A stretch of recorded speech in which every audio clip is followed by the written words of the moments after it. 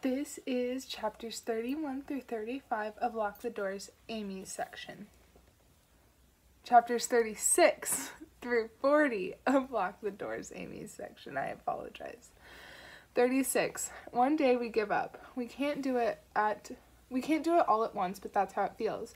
It's as if Dad and Logan and I all wake up one morning and think, okay, this is life now, and we stop fighting it.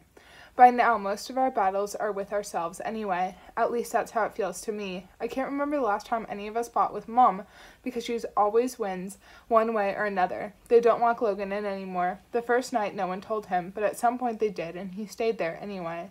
All the other doors and windows were locked, so he couldn't get out if he wanted to. But he could have smashed the glass or called for help. Instead, he slept and waited until morning and ate his breakfast, and a few months later, Mom said, I think it's time we sent you to school. Really? Logan said. Of course, you're a big boy now. There's so much to learn. There is so much to learn. Like his name is William Christopher Pierce and that he was born on the 22nd of June and that we're his real family. Mom has been teaching him for months and he's getting good at it. If he answers to Logan or doesn't answer to Will, there are consequences. But he hasn't had those for ages. Sometimes I'm scared that he's starting to believe the lie, and other times I think he's pretending. What if he's faking it until Mom leaves him alone long enough for him to give us all away? A part of me hopes that's true because my life used to be light, but now it's so heavy. Maybe it always will be because my brother's gone and it's my fault and Mom is so different now. But sometimes I still think it would be better if we just told the truth and dealt with it. They'd send us to prison, but we're already there. I'm thinking all this as Logan stands in the hallway in his new school uniform and Mom looks so proud. Dad seems lost, like he's joined our family by accident. I stay in the shadows and watch my fake baby brother grin for his first photo since we took him. Remember everything I told you, she says. Logan nods. It's okay, Mom, I remember. And she looks at him, then at me, and she's crying. She looks proud and broken at the same time, and I think I know why. She knows this isn't real, but it's all she's got. It's like when we used to play creatures, and Will knew what I was telling him wasn't true, but he wanted to believe it, so he did, just enough to keep playing. Mom drives us to school, which means I don't have to get on the bus. She drops me off first, and Logan says, bye, and I hope that he's a good actor. 37. I can't remember the last time I learned anything at school. I don't even know what my teachers said this morning. At lunchtime, I sit on my own like I always do. Nia has new friends now, and I wonder what they talk about. Sometimes I'm jealous because she does things that remind me of before, like laughing so hard that she snorts or pulling her blazer when she's nervous. If Nia's mom wasn't pregnant, maybe we'd still talk. Or maybe I'm so sad that I can't pretend to be happy around anyone, not even my first best friend. I wonder what Logan's doing now. Is he answering when his teacher calls him William? Is he enjoying school or has he told them everything? I feel the nerves rise in my stomach and climb up my neck, filling my throat with the lunch I managed to choke down. I try to blink the image away, but I can't, so I squeeze my eyes shut and think of anything else. But everything I imagine breaks apart, so I picture Logan in his uniform. I'm scared that he won't say anything, and I'm scared that he will. It should be my brother at school. It should be him in the clothes that are too big for him with the wonky smile and the everywhere hair. It should be him I come home to tonight, telling me about his new teacher and his new friends. It should be him. I don't realize I've screamed until I see people staring at me. One of Nia's group says something and they all laugh, but Nia stays serious. No one comes over to ask if I'm all right. The older kids have already forgotten while my classmates whisper and point because I'm the weird girl now. I walk to the bathroom and stare at the mirror and then I scream again, except it's not words this time. It's just noise and it echoes off the walls.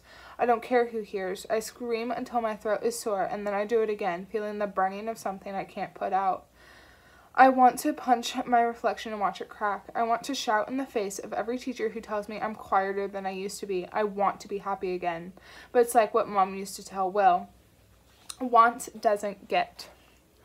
38. He wasn't pretending. Logan is Will. He's in 5th grade now, and this isn't a nightmare I'm going to wake up from. It's my life. We all broke him, but Mom did it the most. She brainwashed him, and what's left is a dress-up game that lasts forever. Dad hates it. You can see it every time Mom says their dead son's name. He flinches and part of me wants to hug him better. But I don't because he's weak. He had the chance to stop this and he didn't. If I disappeared, would Mom replace me too? The knots of our family unraveled years ago. Now the only knots are the ones in my stomach and the one wrapped tightly around the truth. Years are strange things. They can stretch for an eternity or disappear in a blink, and that's what happened to us, both at once. So many times I nearly said it. So many times the words started to come, the silent sounds of a confession before it's uttered.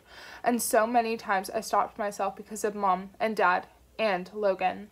I should say me as well. I should say that, for all my desire to tell the truth, I couldn't take a hammer to my life. When I was a kid, I might have, but now, knowing what I know, it's a step too far. I've been feeling guilty for years, and at some point I stopped wanting to confess and understood that the consequences were far greater than the pain. What I didn't realize was that Dad was going the other way. I went from guilt-ridden to numb right about the time he finally stood up to my mother. 39. Pippa doesn't know me as a screaming girl. She and her friends think I'm cool, and they run over to me at break and lunch and talk about their dramas. I used to tell myself I'm only a 7th grade mentor to take the school's volunteering requirement box in my planner, but the truth is different. If Will was alive, he would only be a couple of years younger than them, so this is a glimpse into a future we'll never have. Logan talks in riddles and walks on eggshells, but Pippa and her friends are carefree, and I feel light when I'm with them. You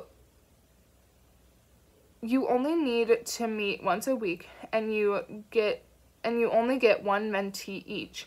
But Pippa's friends have adopted me, and so I've adopted them, and we talk every day. I wish I'd had a mentor when I was 11. Maybe they could have stopped the screams and got me to speak the truth before it became too heavy to lift. Pippa doesn't talk to me like a big sister. She already has one of those, so she speaks to me as a friend. They all do, although they do most of the talking. On the school field, surrounded by 7th graders who think I'm so much cooler than I am, the world feels a bit better. But at parties, surrounded by people my own age, it's as if I've wandered into someone else's story. It's another form of escape, but I don't enjoy it. I want to lose myself in the night like the strangers who used to be my friends, but I'm always on the outside. I watch Pippa's sister Evie, who's in the year above me, and I watch Nia, whose replacement friends have shrunk to just 2. I watch them, but I never join in because what would I say? They don't ignore me. They just don't realize I'm there. My homeroom teacher, Mrs. Strauss, is sort of the reason I go. She told my parents she was concerned about my lack of positive peer relationships and asked me where the bubbly freshman went. That girl is trapped inside other people's quotation marks. She died along with her brother. But I couldn't tell her that, so I go to the parties and Mom seems happy that I'm keeping up appearances. 40. It's on the 5th anniversary of Will's death that Dad says, I can't do this anymore. If anniversary is the right word, because I used to think that was only for things she celebrated, not nightmares she'll never forget. Mom curls her lip the way she does when she's getting ready for a fight, and I want to leave, but my legs won't move. You can't do what anymore, she spits. This, Jane, I can't do this. We have to give him back. Logan is asleep, but he'll be awake soon. My parents are getting louder every second this argument continues. They start off whispering, then talking, and then eventually they don't care who hears. If the woman next door wasn't so deaf, I'd worry, but she's the perfect neighbor. We only have to look like nice people. It doesn't matter what comes out of our mouths. It's too late for that, Mom says. He doesn't even remember what happened. Of course he does. You just force the truth out of every conversation. We all remember.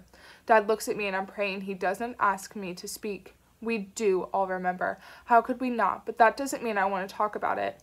Not with my anger, grief-stricken, fucked-up mother who has built a wall around our past. Mom sighs and sits down, but she's not calm. She's recharging her anger, and we all know it. She never used to be angry. She absorbed whatever Will and I threw at her and smiled like it was no big deal. That didn't mean she was a pushover. The quieter she got, the more trouble we knew we were in. But now, her rage is like fire on her skin. It flickers constantly and roars whenever she's provoked. I don't think one thing changed her. I think it was everything. The lies and the deceit and the grief and the truth she can never bury deep enough. I've told you what would happen if you betrayed us, Mom says, and Dad stands over her looking almost brave. You betrayed us, Jane, he whispers. You made our daughter complicit. She laughs like, ha, and says, complicit? She let him die. She walked away from him. She's only here because I saved her. I look at Dad, hoping he'll defend me, but he just looks broken. I flash back to my training and all the kids I approached and all the lines I learned in case I was caught. She didn't save me. She used me. Mom isn't the only angry one in the house. I have anger too, and I feel it rumbling deep inside. I don't wear it like she does, but what if I let it out? What if I do what Dad never does and stand up for myself? She always says it's my fault, and some of it is, but not all of it. They were the adults. They had choices, and all of them were wrong. Mom stands, so she's eyeballing Dad and says, you have two options. You can forget today ever happened, or you can do what you want to do and face the consequences. Dad tries to stay tall, but I can see him shrinking like she's punctured his bravery.